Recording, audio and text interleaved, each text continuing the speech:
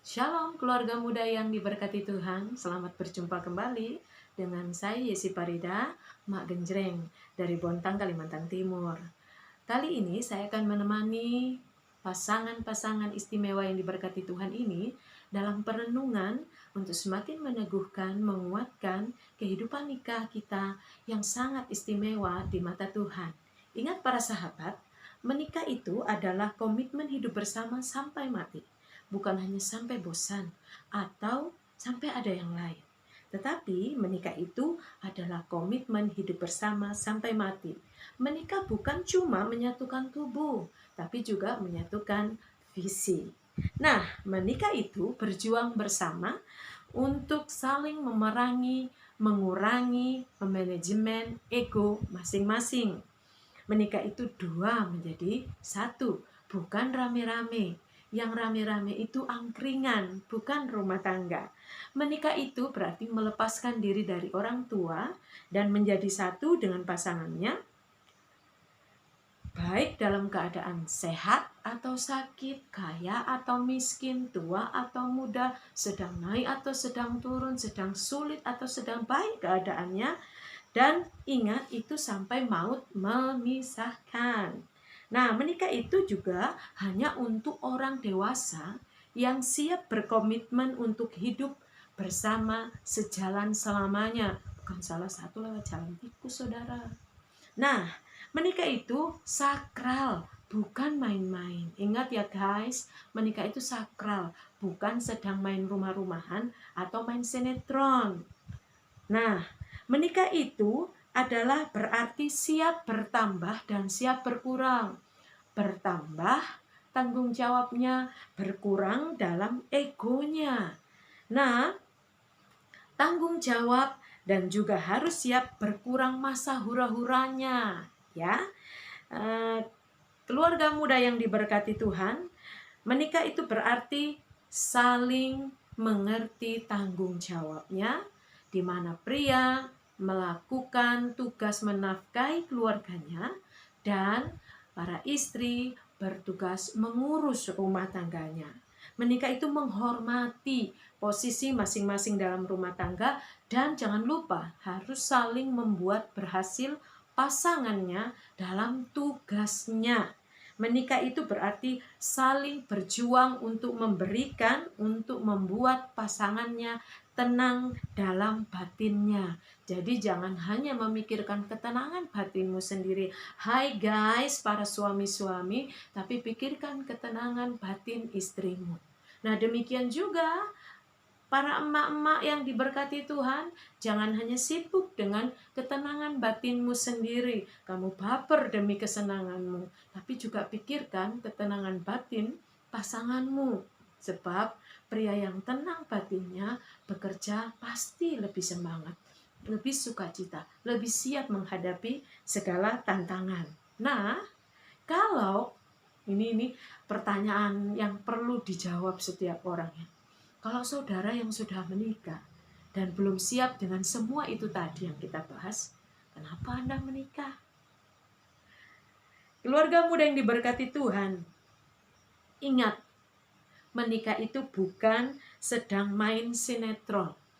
Tapi pernikahan itu adalah sebuah proses yang sangat perlu persiapan dan kematangan yang sangat baik dari pasangan yang menikah.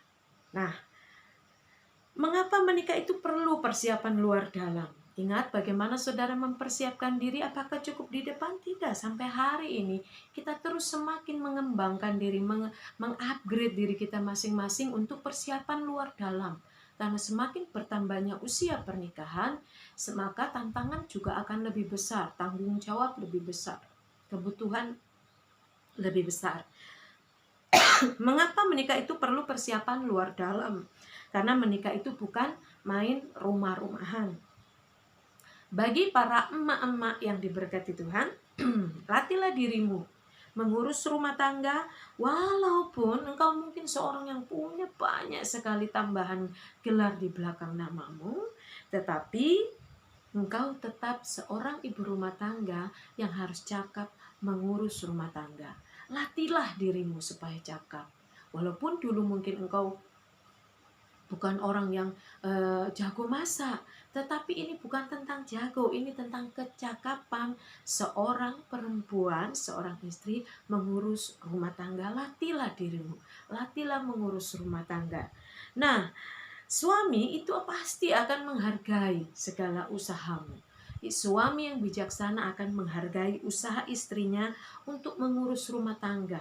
Dan ini proses, perlu waktu, perlu latihan yang banyak setiap hari.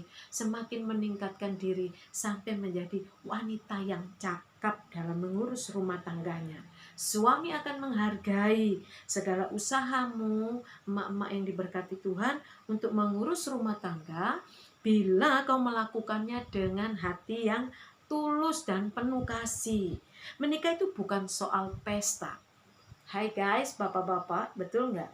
Menikah itu bukan soal pesta dan jas keren yang dipakai pada saat resepsi pemberkatan dan resepsi pernikahan. Melainkan bagi seorang pria, menikah itu adalah kematangan diri atas tanggung jawabnya mencari nafkah buat rumah tangganya dan melindungi rumah tangganya. Saya pernah membaca sebuah memes gitu ya. Mak pernah baca tulisannya kurang lebih begini. Istri itu adalah tulang rusuk, bukan tulang punggung gitu saudara ya.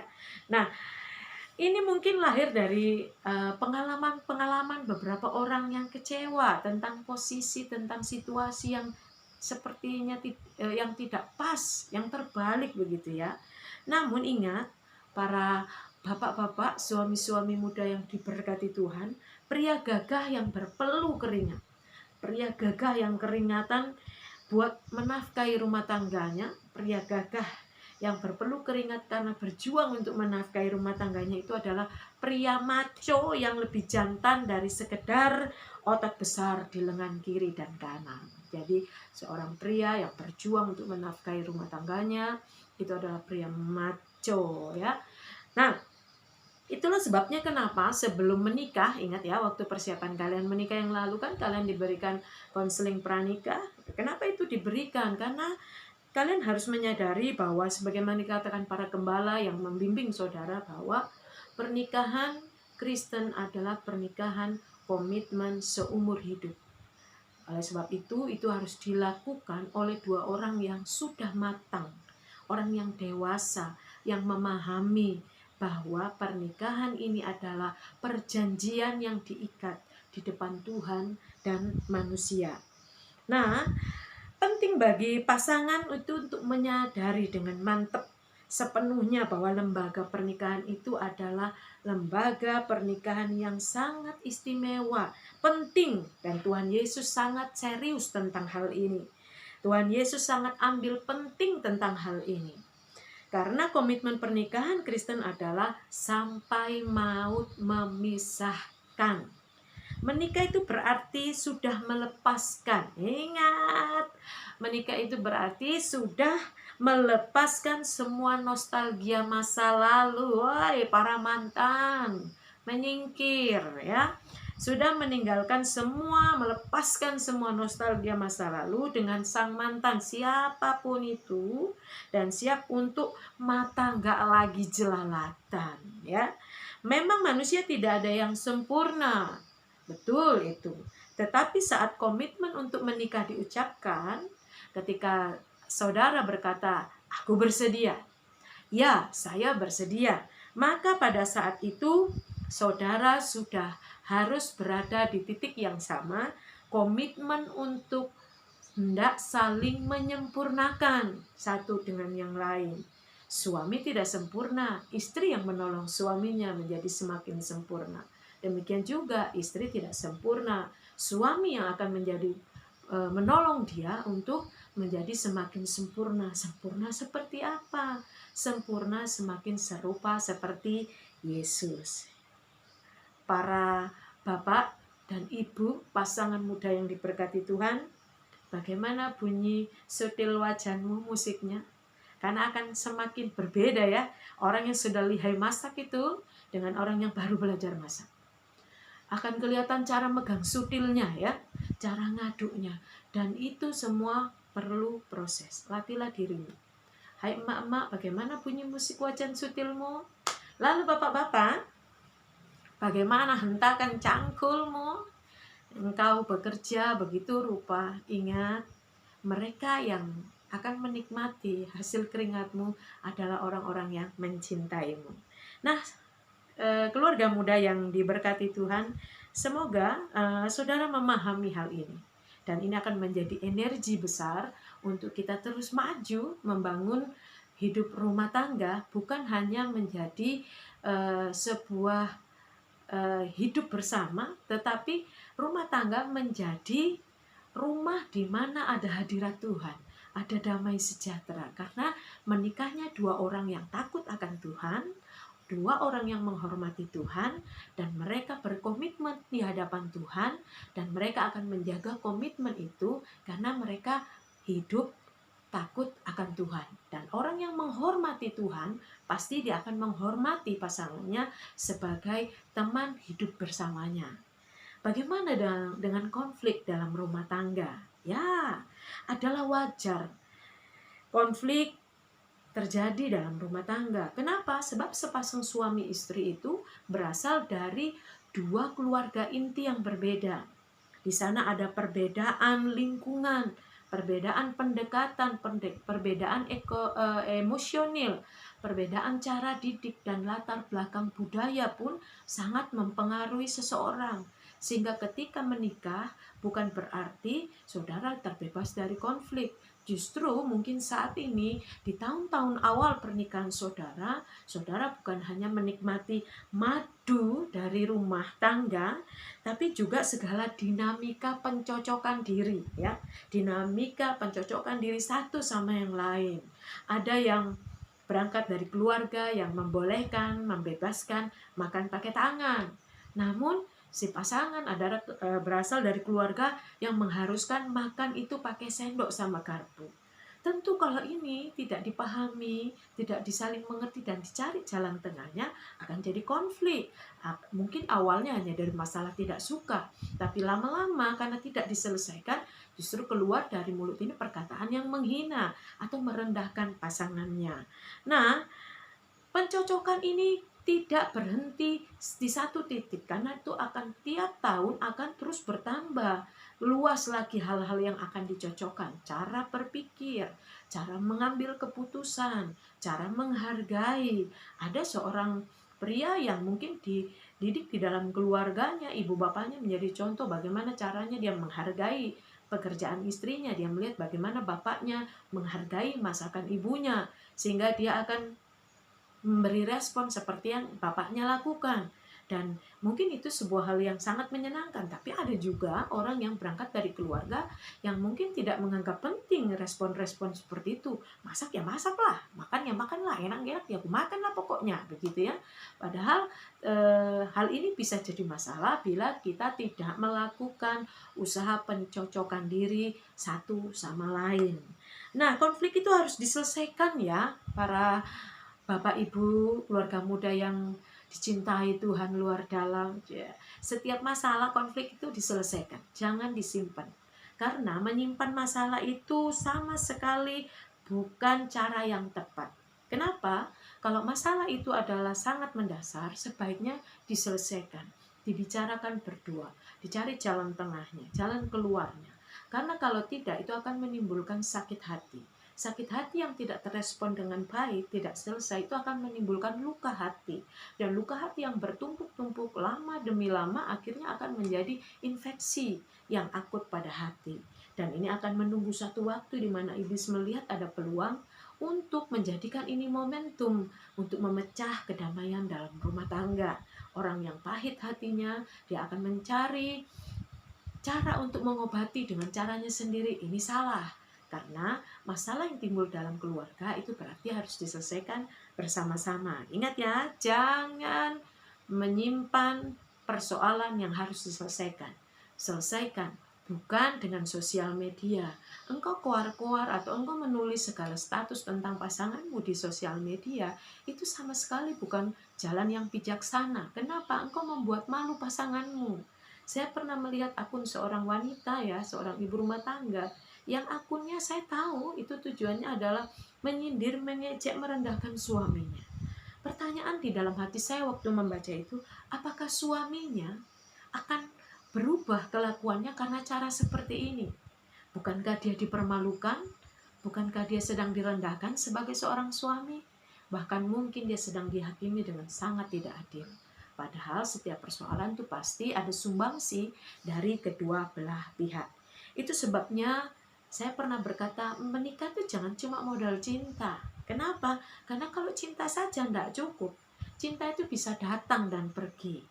Tapi menikah itu harus juga punya komitmen untuk hidup bersama selamanya. Dan ini kesadaran berdua, berdua pasangan, sebuah pasangan suami istri, kesadaran untuk komitmen hidup bersama selamanya. Sehingga inti dari setiap persoalan yang terjadi adalah penyelesaian, bukan perpisahan. Ingat ya, jangan terjebak dengan tipu muslihat iblis. Setiap masalah yang terjadi di dalam rumah tanggamu, intinya pada ujungnya harus adalah penyelesaian persoalan, bukan perpisahan. Nah, sebab pasanganmu itu adalah orang yang sepenanggungan denganmu.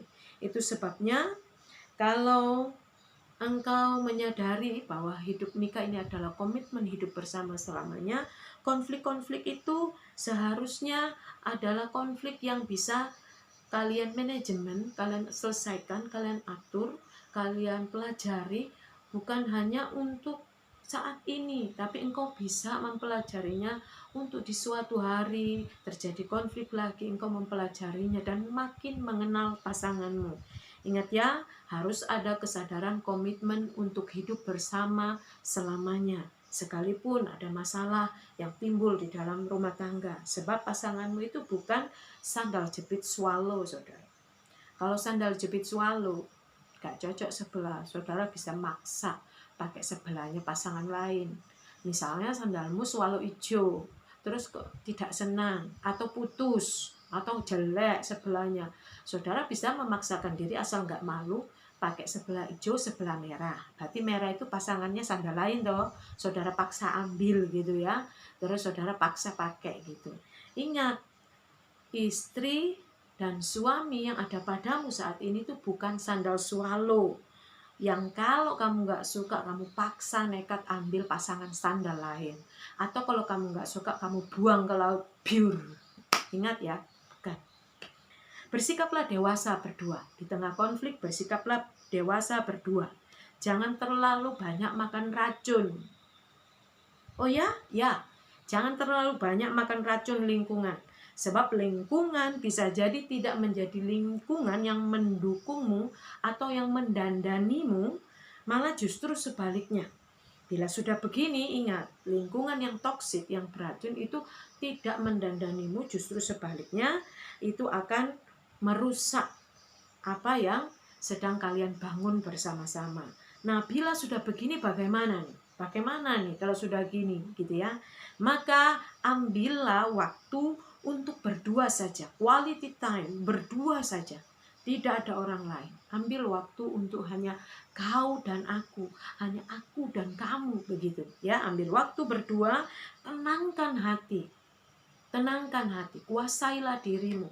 Tenangkan hati dan kuasailah dirimu dan saling meneduhkan batin kamu berdua.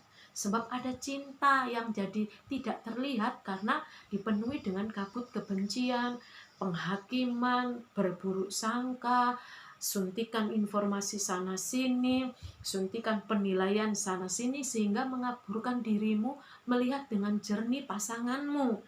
Nah, keluarga muda yang diberkati Tuhan, ingat, ketika konflik terjadi, ambillah waktu berdua untuk saling meneduhkan batin. Dan hadirkanlah Tuhan di tengah hubungan kalian. Hadirkan Tuhan dalam hubunganmu melalui doa, pujian, penyembahan berdua saja. Genggam tangan pasangan, genggam tangannya. Bahasa genggaman tangan itu akan bisa dipahami oleh seorang pasangan yang mengasihi pasangan. Ketika engkau menggenggam orang mau nyebrang jalan, dengan menggenggam pasanganmu yang sedang mengatakan aku cinta padamu, itu bisa dibedakan. Kenapa? Karena ada batin yang bisa merasakan getaran, genggaman dari seseorang yang mencintai pasangannya. Genggam tangannya, dan kalau memang perlu dia menangis, biarkan dia menangis. Entah di pundakmu, entah di pangkuanmu, entah di tanganmu, biarkan dia menangis. Untuk mengeluarkan, mengungkapkan, melepaskan pedihnya. Mungkin banyak hal yang menekan batinnya. Tapi seorang suami yang mau memisahkan diri dengan kekacauan dan berdua saja dengan istrinya, genggam tangannya, rangkul dia. Ketika itu engkau sedang meyakinkan dia, apapun yang terjadi, aku mencintaimu. Dan hadirkan Tuhan. Dan ketika Tuhan hadir di dalam konflik-konflik itu, Tuhan akan memberikan kalian hikmat. Tuhan akan memberikan kalian jalan keluar. Tuhan akan memberikan kalian kekuatan dan kemampuan untuk bisa dengan jernih melihat setiap persoalan atau konflik yang terjadi di dalam rumah tangga. Ingat, hindarkan toksik dalam rumah tangga. Apa-apa yang meracuni kalian, hadirkan Tuhan. Hindarkan toksik, hadirkan Tuhan di dalam rumah tangga. Keluarga muda yang diberkati Tuhan, pesta pernikahan di Kana bisa saja berakhir dengan memilukan. Nah, kali ini kita akan membahas tentang pesta pernikahan di Kana. Dengan waktu yang singkat kita akan melihat bagaimana kehendak Tuhan atas hidup rumah tangga, sehingga kita akan melihat betapa penting bagi Tuhan Yesus tentang membangun rumah tangga. Itu sebabnya konseling pranikah sangat penting, gak bisa dianggap hanya sekedar sebuah peraturan gereja, tapi ini penting supaya kita mengerti bagaimana hati Tuhan tentang rumah tangga. Di dalam Yohanes pasal 2 ayat 1 sampai yang ke-11, saudara nanti setelah selesai perenungan bersama ini di rumah sebelum bobok, renungkan bersama berdua ya, dari Yohanes pasal 2 ayat 1 sampai 11. Dari peristiwa pernikahan di Kana, kita melihat bahwa ini adalah mujizat pertama dari 7 mujizat yang dilakukan Tuhan Yesus. Ini mujizat yang pertama. Ini mujizat yang terjadi dalam keluarga baru di sebuah pesta pernikahan. Ini adalah pelayanan publik Tuhan Yesus yang pertama kalinya menyatakan diri sebagai Mesias, ya. Ini pelayanan Tuhan, pelayanan publik Yesus yang pertama, dan ini adalah tempat di mana Yesus pertama kali menyatakan diri sebagai Mesias. Nah, kita bisa perhatikan ya, bagaimana mujizat air menjadi anggur dengan lebih seksama di pembacaan di perikop ini di pasal 2 ayat 1 sampai 11, di ayat yang ke-9 sampai yang ke-10, di mana terjadi sebuah peristiwa yang sangat bikin dak-dikduk ya saudara ya. Bagaimana setelah pemimpin pesta itu ngerasain gitu, cicip-cicip gitu ya, mencicipi air itu dan telah menjadi anggur, dia tidak tahu dari mana datangnya.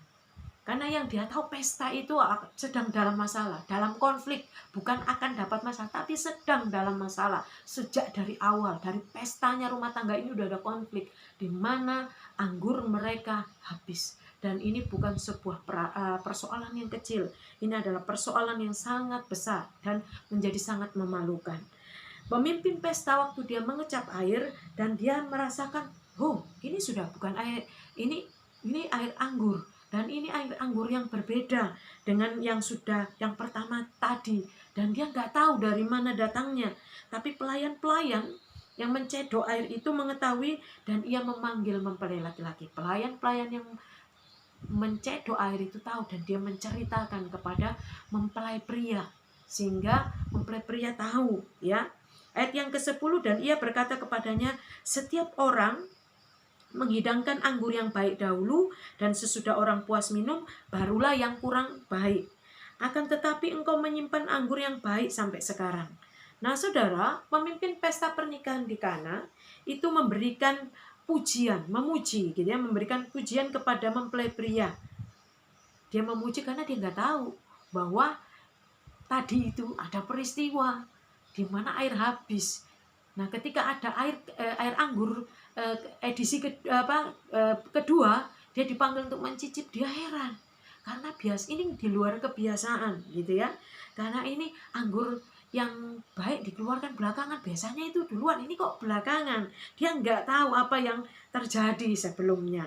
Kebiasaan yang terjadi pada pesta pernikahan di orang Yahudi itu anggur yang berkualitas baik itu disajikan pertama, duluan begitu ya. Baru anggur yang berkualitas kurang baik disajikan kedua, setelah yang pertama. Fakta terjadi yang di pesta pernikahan ini justru minuman yang berkualitas terbaik itu disajikan kedua. Yang pertama dianggap kualitas kurang baik. Nah, ini yang perlu kita melihat ya. Kita melihat dari peristiwa ini bahwa ini sama seperti quote yang berkata sesudah gelap datanglah terbitlah terang gitu ya. Sesudah gelap terbitlah terang. Nah, ada juga istilah sesudah tangisan ada sorak-sorai, karena benar saudara, di tengah pesta kehabisan anggur itu sama saja sedang bersiap menghadapi tangisan, tetapi ada sebuah peristiwa yang istimewa terjadi. Minuman anggur itu bukanlah suatu yang istimewa sebenarnya di dalam masyarakat Yahudi. Kenapa? Karena iklim mereka itu memang kering dan gersang, dan membuat air minum atau air biasa bukan pilihan yang bagus. Justru mereka harus minum anggur.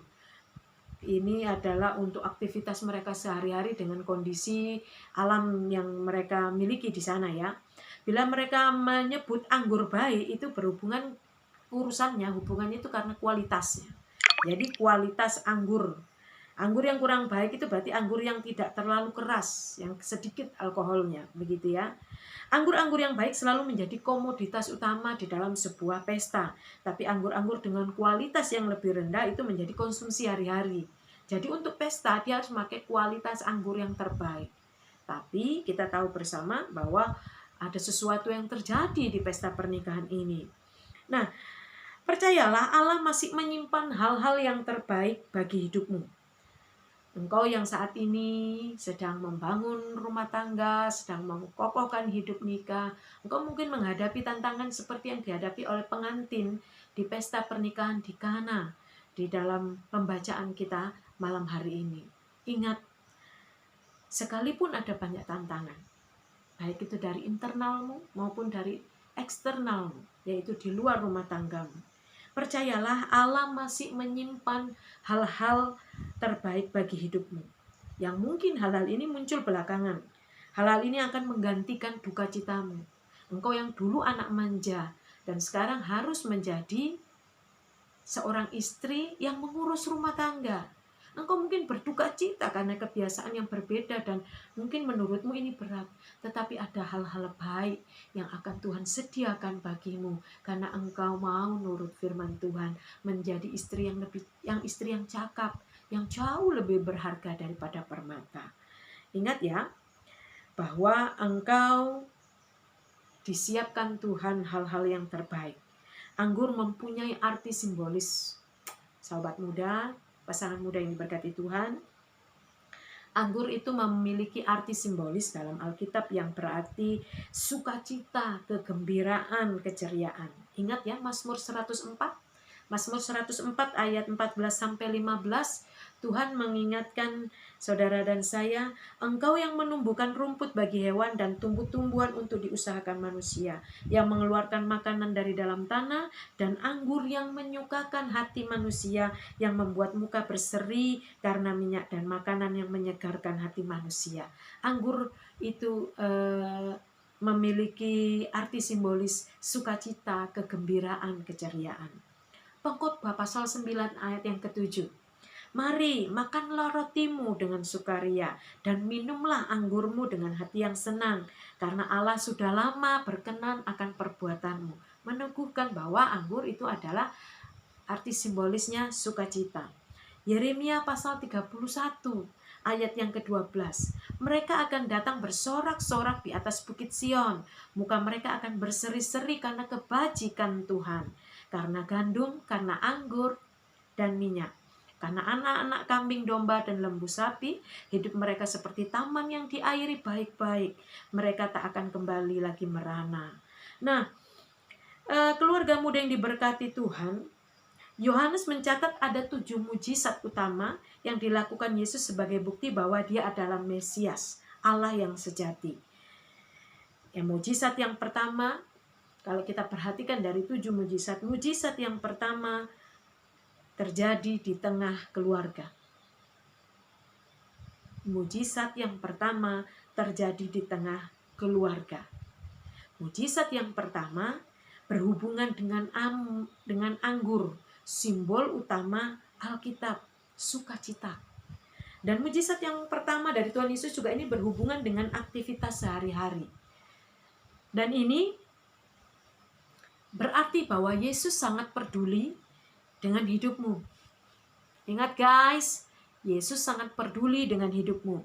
Dia terlibat bahkan kepada hal-hal yang paling kecil. Yesus terlibat dalam hidupmu, bahkan kepada perkara-perkara yang kecil sekalipun di dalam hidupmu dan rumah tanggamu. Bahkan ketika engkau tidak menyadarinya, dia sementara bekerja dan dia sedang membuat mujizat. Sepasang mempelai ini nggak menyadari, nggak mengetahui bahwa di balik layar sedang terjadi persoalan yang besar, sedang terjadi perkara yang memalukan bila ini diketahui oleh umum. Di saat itu, kedua mempelai ini tidak menyadari, namun Tuhan bekerja di tengah proses itu.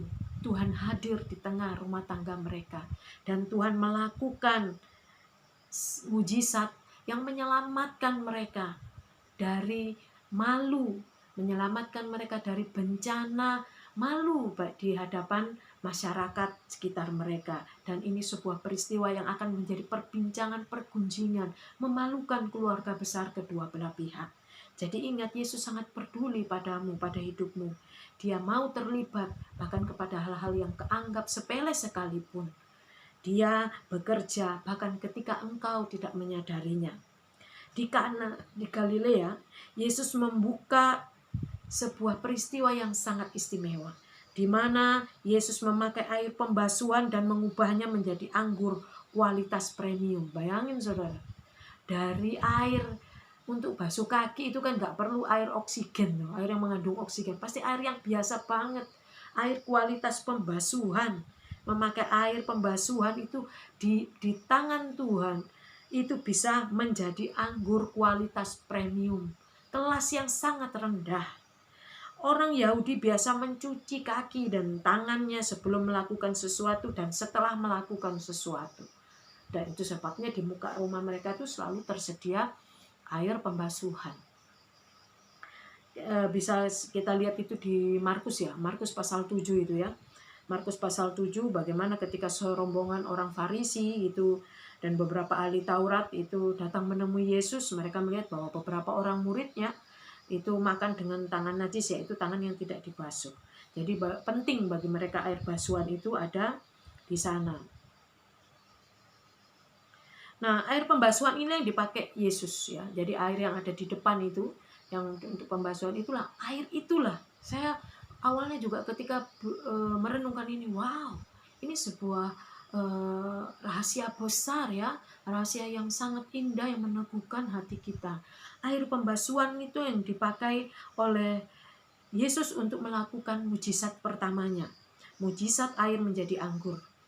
Dan ini tentu hanya disadari oleh beberapa orang, tentunya Yesus sendiri, Maria ibu Yesus, dan para pelayan yang mencedok air itu, yang mengaduk mencedok air itu membawa kepada pemimpin pesta. Dari air yang tidak bersih. Saya sudah katakan bahwa Israel mempunyai masalah tentang air bersih ya. Nah, ini dari air yang tidak bersih karena air untuk pembasuhan kaki. Yesus bisa mengubahnya menjadi anggur kualitas premium. Sampai di sini kita bisa melihat pentingnya mujizat air menjadi anggur.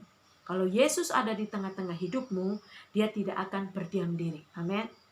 Kalau Yesus ada di tengah-tengah hidupmu, dia akan bekerja dengan caranya, bukan caramu.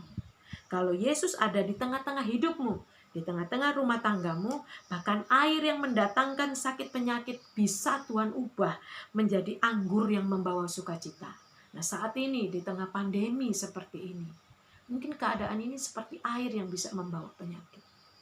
Bahkan mungkin ada di antara kalian yang sedang berjuang saat ini dengan penyakit terkena virus corona. Tapi ingat, kalau Tuhan ada di dalam hidupmu, di dalam rumah tanggamu, maka Dia tidak akan berdiam diri. Dia akan bekerja dengan caranya untuk mengubah keadaanmu menjadi sukacita. Kalau Yesus ada di tengah-tengah hidupmu, Dia pasti melakukan mujizat untuk menyatakan jati dirinya sebagai Mesias. Rumah tanggamu harus menjadi berita sukacita yang memberitakan Yesus Sang Mesias itu. Kalau Yesus ada di tengah-tengah hidupmu, engkau bisa berkata kepadanya, Yesus, aku kehabisan anggur. Aku kehabisan sukacita. Aku melihat suamiku, aku kehabisan anggur. Yesus, aku melihat istriku, aku kehabisan anggur. Panggil dia.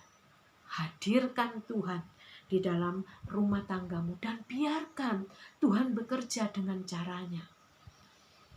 Kalau Yesus ada di tengah hidupmu, di tengah rumah tanggamu, Dia akan mengubah tangisanmu menjadi sukacita. Sebab sebagai keluarga muda yang masih sedikit pengalaman, engkau perlu untuk terus bergantung sepenuhnya, suami istri bergantung sepenuhnya kepada Tuhan.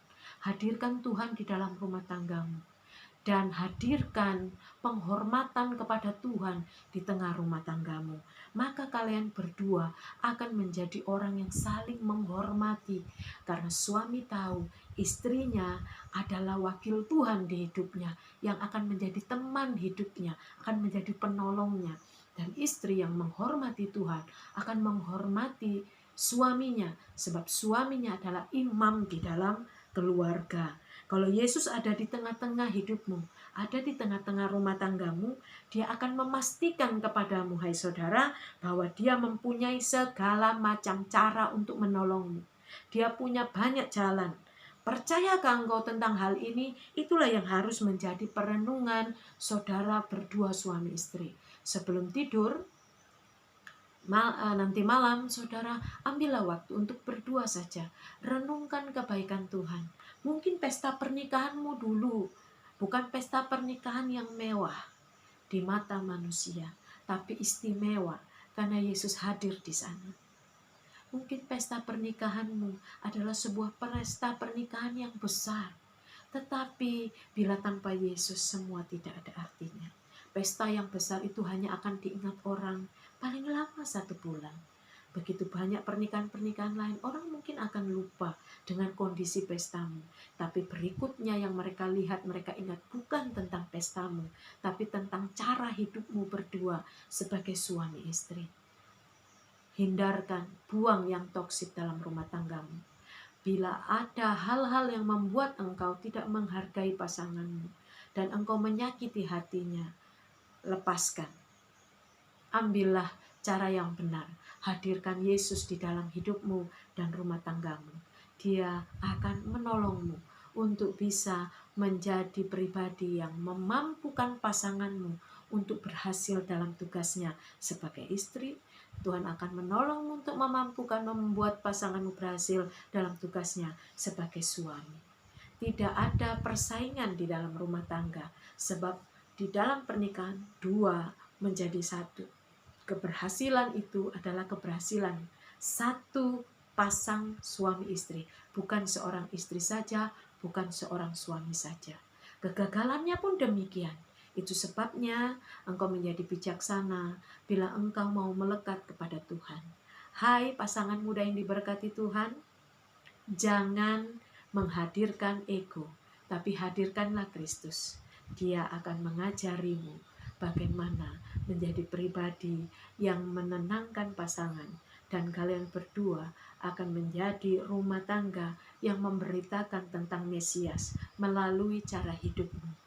Melalui rumah tanggamu, orang tuamu akan memuliakan Tuhan, dan anak-anak kalian pun akan menjadi orang-orang yang memuliakan Tuhan. Baiklah, sahabat pasangan muda, keluarga muda yang diberkati Tuhan, demikianlah wejangan dari Mak Genjreng. Kiranya perenungan firman Allah melalui pernikahan di kota Kana sebagai mujizat pertama Tuhan Yesus di tengah keluarga, meneguhkan engkau untuk menghadirkan Yesus di dalam keluarga. Shalom, Immanuel, Tuhan beserta.